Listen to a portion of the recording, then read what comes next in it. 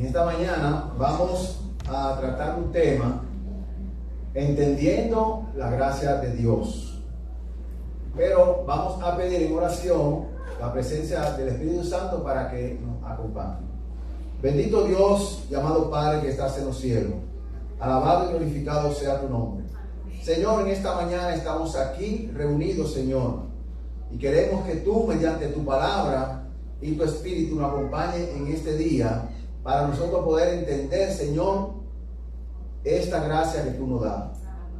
Te pedimos, Señor, que cada persona que escuche este mensaje sea bendecido, Señor, y si todavía no ha tomado la decisión, Señor, de entrar en esta gracia, que hoy, Señor, tú pongas en su corazón poder entrar.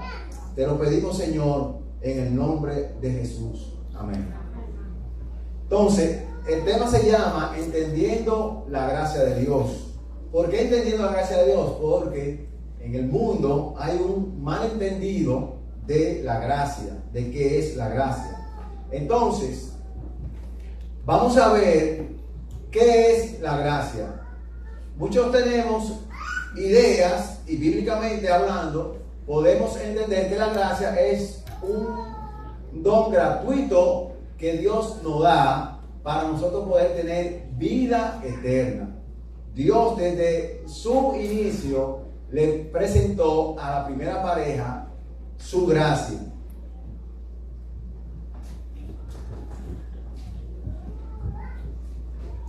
Vamos a ir, Federico, ayúdame ahí, a Hebreos 4:16, Hebreos 4:16, y vamos a ver qué nos dice el apóstol Pablo. Aquí podemos ver en la pantalla. Hebreos 4:16 dice: acerquémonos pues al trono de la gracia para alcanzar misericordia y hallar gracia para el oportuno socorro.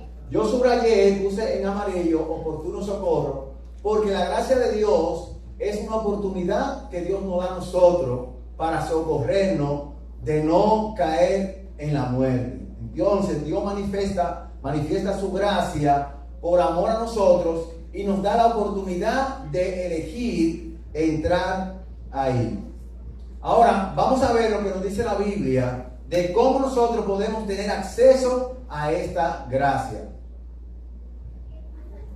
Efesios 2:8 nos dice: porque por gracia sois salvos por medio de la fe, y esto no de vosotros, pues es don de Dios. Entonces nosotros tenemos acceso a esta gracia por medio de la fe. ¿La fe en quién? La fe en Cristo Jesús. Entonces la manera en la cual nosotros podemos entrar a esta gracia es por medio de la fe. Ahora yo quiero que nosotros veamos si esta fe y esta gracia que el Señor nos da a nosotros invalida la observancia de la ley de Dios o invalida en nosotros ser obedientes a la palabra de Dios.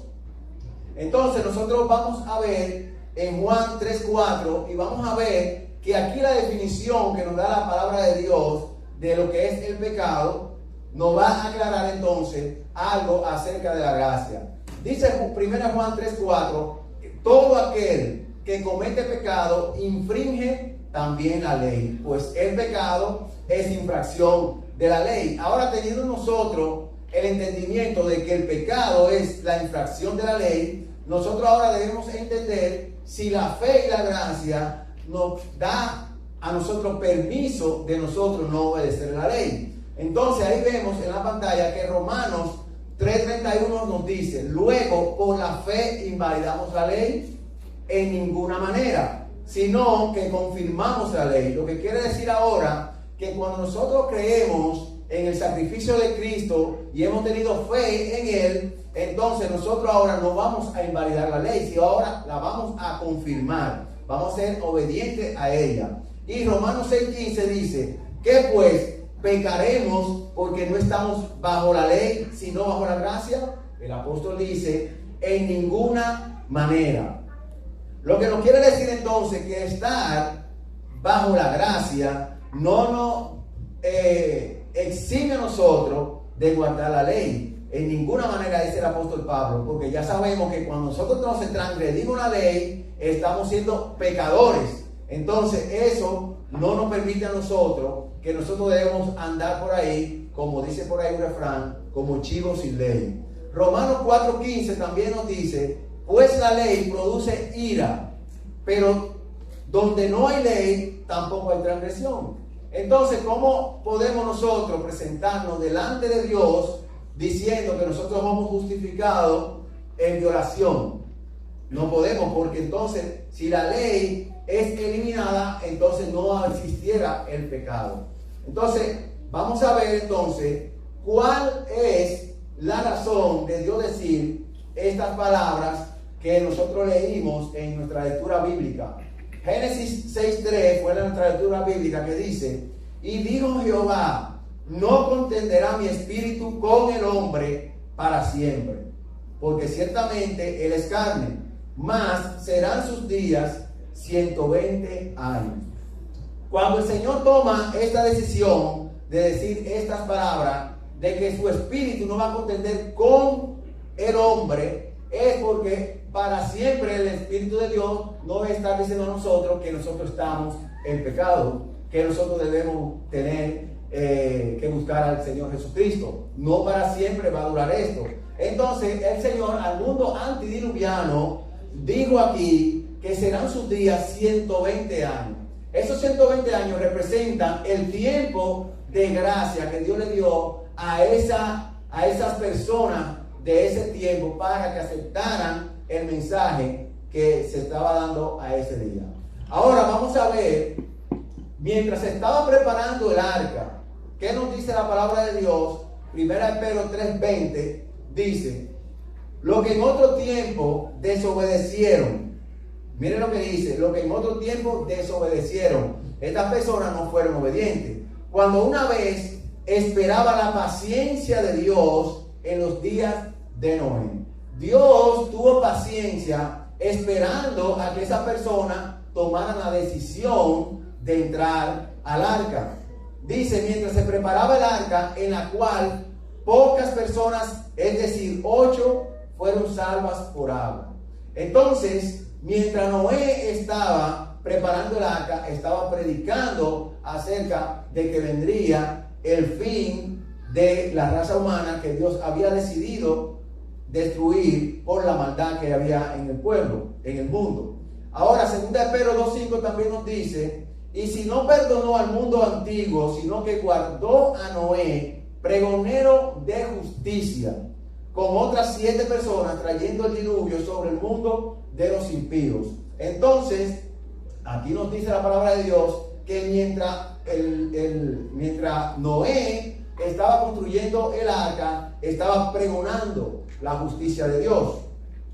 Ahora vamos a ver qué está haciendo la iglesia hoy. ¿Qué está haciendo la iglesia hoy para que las personas puedan aceptar este mensaje de salvación? Porque nuevamente el Espíritu de Dios no va a contender con el hombre para siempre.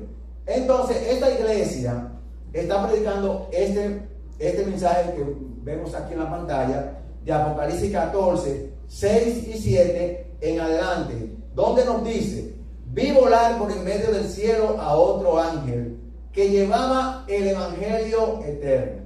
Vamos a hacer un punto aquí, porque el evangelio eterno ha sido distorsionado, y el evangelio eterno hemos visto en otras veces que el evangelio fue entregado a nuestros primeros padres, Adán y Eva. Y dice que este ángel, que representa un mensajero, dice que este ángel lleva el evangelio para predicarlo a los moradores de la tierra, que fue lo mismo que hizo Noé, predicarlo a los moradores de la tierra, a toda nación, tribu, lengua y pueblo. O sea, aquí este mensaje no tiene una excepción de nación ni de raza, sino es para predicarlo a toda nación, tribu, lengua y pueblo. Y decía a gran voz, temed a Dios. Ese temed a Dios, siempre que usted lo busca en la Biblia, usted va a encontrar que los mandamientos de Dios van relacionados con el temor a Dios. Dice, darle gloria porque la hora de su juicio ha llegado. Y si ustedes, yo puse en letras rojas ahí, día de expiación. El día de expiación era el día en el cual los pecados de todos aquellos que habían confesado sus pecados mediante un cordero en el santuario terrenal, iban siendo introducidos en el santuario. Y llegaba un día, cada año, que todos los pecados debían ser limpios, pero solamente eran limpios los pecados de los que estaban dentro en el lugar santísimo. Por eso, este día de expiación es el día del juicio. Si nosotros hoy confesamos nuestros pecados van a ir a ese lugar. Entonces Cristo, cuando va a interceder por nosotros, entonces los pecados de los que están ahí confesados son los pecados que van a ser expiados. Pero si nosotros no confesamos nuestros pecados y no entran ahí, ¿cómo va a ser expiado si no están ahí? El Señor no lo va a encontrar ahí. Entonces nos dice, adorad a aquel que hizo el cielo y la tierra, el mar y las fuentes de las aguas. Este es el mensaje que la iglesia está predicando, el evangelio eterno y la hora del juicio. Entonces, ¿qué pasará entonces cuando termine el juicio o ese día de expiación en el cual Jesús está interviniendo? Porque recordemos que Jesús dijo que está preparando morada para nosotros. Y ese preparar es borrar nuestro pecado para que entonces nosotros podamos entrar a las moradas del cielo. Vamos a ir, Federico, vamos a ir a Génesis 7, 15 y 16. Y vamos a ver lo que nos dice aquí, qué va a pasar cuando termine el juicio. Dice aquí, vinieron pues con Noé al arca de 2 en 2, de toda carne, el que había espíritu de vida, y los que vinieron macho y hembra de toda carne vinieron como le había mandado Dios, y Jehová le cerró la puerta. Fíjense, quien cierra la puerta no es Noé, no es el hombre. La iglesia no es la que cierra la puerta o la oportunidad de que la persona entre a esa gracia que Dios nos está impartiendo. Quien cierra esa puerta es Dios. Dice aquí que Jehová cerró la puerta. Ahora, ¿qué pasó cuando la puerta fue cerrada? Cuando la puerta fue cerrada, ya nadie tenía acceso al arca. Lo que quiere decir que hoy esa puerta está abierta y es la oportunidad que nosotros tenemos para entrar. Pero cuando la puerta se cierre, no se van a dar cuenta. No se van a dar cuenta que ya se cerró la puerta y que ya están perdidos los que no aceptaron entrar en el arca. Por eso Jesús en Mateo dijo que ellos no se dieron cuenta hasta que vino el diluvio. Entonces, cuando el Señor Jesucristo venga, es que se van a dar cuenta que se perdieron. Pero ya va a ser tarde porque la puerta ya estaba cerrada. En Génesis 19:6 dice, y estamos viendo aquí en diferentes lugares donde nosotros encontramos que la puerta se cierra y ya no hay oportunidad para entrar.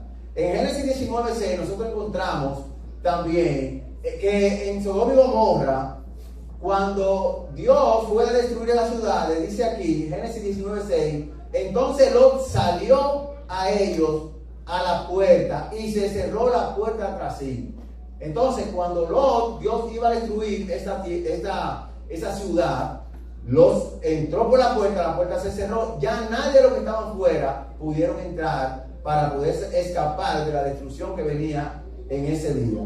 También nosotros vemos en Mateo 25:10 que mientras, aquí está hablando de la parábola de las 10 vírgenes, y dice que mientras ellas iban a comprar, vino el esposo y las que estaban preparadas entraron con él a las bodas y se cerró la puerta. Entonces la Biblia nos enseña desde el Antiguo Testamento hasta el Nuevo Testamento, hasta el libro de Apocalipsis, nos enseña que hay una puerta que se cierra en la cual nadie puede entrar después que se cierra. Después que ya se cierra, nadie puede entrar. Y hoy es el día para que nosotros podamos entrar a esta arca.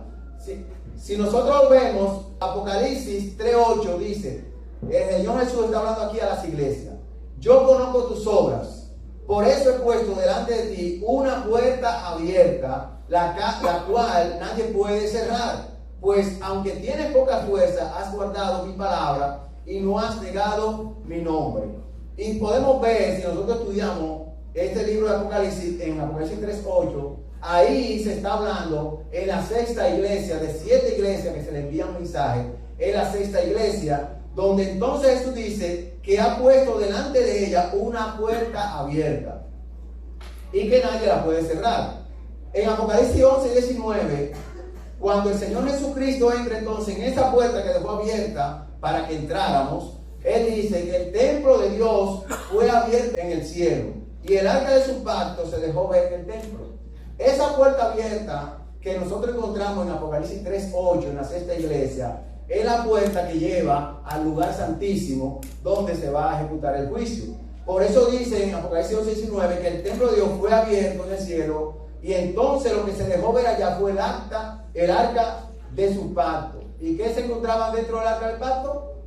Los 10 mandamientos, por el cual cada ser humano va a ser juzgado por la ley de la libertad, como le dice Santiago. En Apocalipsis 15:8, nosotros ahora vamos a ver que en esa puerta ya nadie va a poder entrar. Dice, y el templo se llenó de humo por causa de la gloria de Dios y por causa de su poder. Nadie podía entrar en el templo. ¿Quién podía entrar?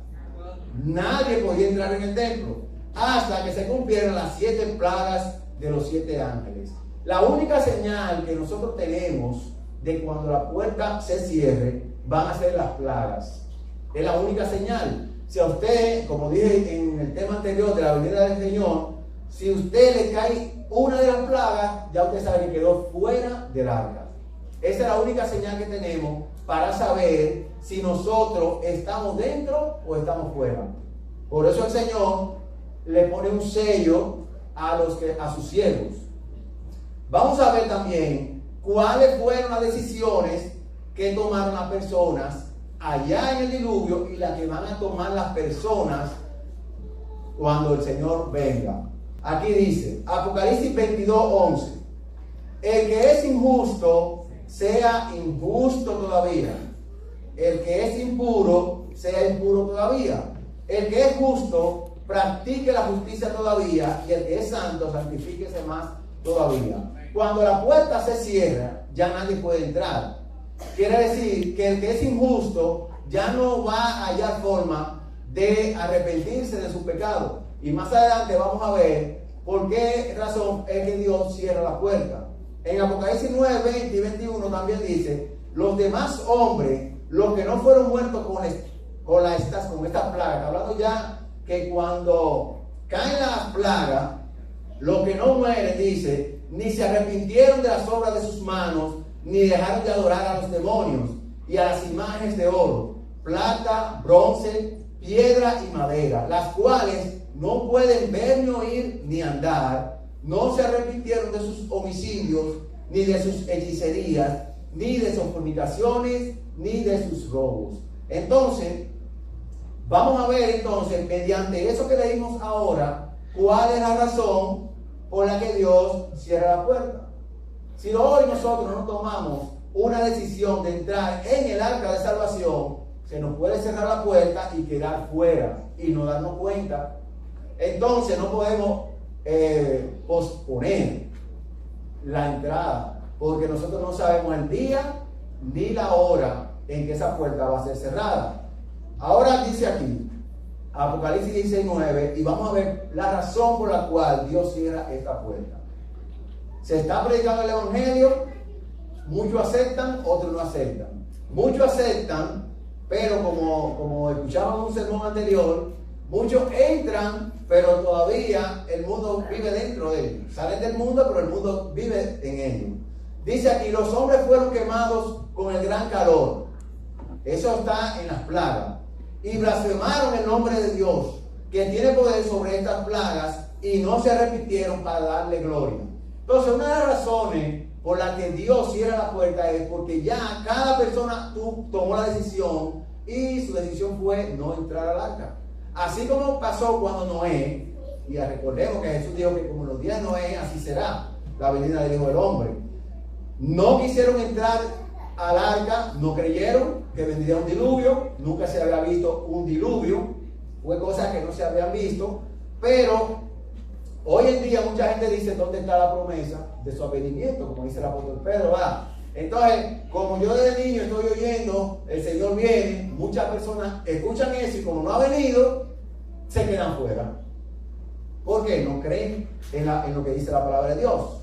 El versículo 11 dice, de Apocalipsis 16, dice: y blasfemaron contra el Dios del cielo por sus dolores y por sus úlceras, y no se arrepintieron de sus obras. Entonces, cuando nosotros no nos arrepentimos de nuestras malas obras y se cierra la puerta, ya el Espíritu Santo no va a contender con nosotros, no nos va a decir: bien, tú estás mal. Hoy nosotros hacemos algo y nosotros sentimos dolor, ¿verdad?, en el corazón cuando hacemos algo malo, y sabemos lo que está haciendo malo porque el Espíritu es el que nos está dando a nosotros la información de que estamos mal. Pero en este momento donde hace la gracia, el que es injusto va a seguir siendo injusto, porque ya el Espíritu Santo no va a contender con él. Entonces muchas personas entienden que la gracia de Dios es después de la venida de Cristo. Después que Cristo vino y murió por nosotros, ahora somos salvos por gracia, y antes era por la ley que se salvaba. Pero yo le voy a decir algo: si la persona se salvaba antes por guardar la ley, Jesús no tenía que venir, porque entonces tú la más tenías que guardarla. Entonces nosotros estamos bajo maldición porque no somos perfectos a la ley de Dios. Por eso estamos bajo maldición, cuando no somos perfectos a la ley de Dios. Por eso entonces el Señor Jesucristo tiene que venir a hacerle perfecto a la ley de Dios, para que nosotros seamos entonces cubiertos con su justicia. Y entonces, como hizo Dios con Adán y Eva, que ellos se cubrieron con hojas de higuera, pero Dios lo vistió a ellos. Quien nos viste a nosotros es Dios. Nosotros no tenemos justicia para darle perfección a la ley de Dios, ni para salvarnos. Por eso es que la gracia es un regalo inmerecido, porque nosotros no podemos ser salvos por cosas que nosotros hagamos. Por eso es gracia, y la gracia tiene un límite. Entonces hoy yo quiero que nosotros entendamos que la gracia de Dios tiene un límite también, y el Espíritu Santo no siempre nos va a estar diciendo. Y Dios le dio al mundo antediluviano 120 años cuando Noé empezó a construir el arca. Pero yo quiero que nosotros veamos algo más. La gracia de Dios fue extendida a través de la historia de la humanidad, empezando por Adán y Eva. Dios ha dado oportunidad a cada ser humano que ha vivido en la tierra. A todos. No hay nadie que haya sido exceptuado de esta gracia de Dios. Mire, en Génesis 15, 13 y 15 nos dice, y vamos a ver que aquí vamos a ver la gracia en esos pueblos paganos. Dice: entonces Jehová dijo a Abraham: ten por cierto que tu descendencia morará en tierra ajena, y será esclava allí y será oprimida 400 años. 400 años, lo que me dice que esos 400 años son la gracia que Dios le dio al pueblo de Egipto. 400 años. Dios le dijo a Abraham que su descendencia morará en tierras ajenas, y serán esclavos allí y serán oprimidos 400 años. Y en la cuarta generación volverán acá, ¿a dónde? A Canaán. Y mire, vamos a ver otra vez la gracia de Dios, porque aún no ha llegado a su colmo la maldad del amorreo hasta aquí. Entonces, esos 400 años no solamente se extendió a Egipto, sino también a los cananeos. Fue extendida 400 años. Por eso dice Dios aquí que aún no ha llegado a su colmo la maldad. Y cuando nosotros leemos en Génesis, vemos que los pensamientos de los hombres eran de continuo al mal. Entonces Dios le dio 120 años, pero a estas naciones Dios le dio 400 años para que ellos se arrepintieran y entraran a esa gracia. Entonces, yo quiero que podamos entender que la gracia de Dios no es un juego, no es un libertinaje, pero ahora, al ser salvo por gracia, tenemos la opción o podemos hacer lo que a nosotros nos plazca. Y yo quiero que nosotros veamos que el pacto que Dios hace con una persona, lo hace también con todo aquel que lo obedece. En Génesis 6, 18 y 19 dice: pero estableceré mi pacto contigo, y tú entrarás en el arca con tus hijos, tu mujer y las mujeres de tus hijos, y de todo lo que vive, de todo ser, 2 de cada especie meterás en el arca. Y miren, ¿para qué es la gracia? Para que tengan vida contigo. Entonces, la gracia de Dios que Él nos regala a nosotros es para que nosotros podamos vivir por la eternidad. Entonces, esa gracia no debemos desperdiciarla. Debemos aceptarla hoy, porque la gracia tiene solamente se cierra 2 veces. ¿Cuál es la primera vez que se cierra? Si yo muero hoy, para mí se cerró la gracia. Y si yo no acepté, para mí ya yo no tengo oportunidad, porque ya después que uno muere no tiene más acciones, ya no podemos hacer más nada. Entonces, mientras estamos vivos debemos entrar en el trono de la gracia, como dice el apóstol Pablo. Y Jesús dijo en Juan 10:10 que yo he venido para que tengan vida y para que la tengan en abundancia. Entonces, la gracia de Dios es esa oportunidad que nos da de nosotros entrar por medio de la fe en Jesús a que podamos tener vida eterna. Y el llamado es que si usted no ha tomado la decisión de entrar en el arca, hoy usted tome esa decisión para que no quede fuera y excluido del reino de Dios. Que el Señor le bendiga.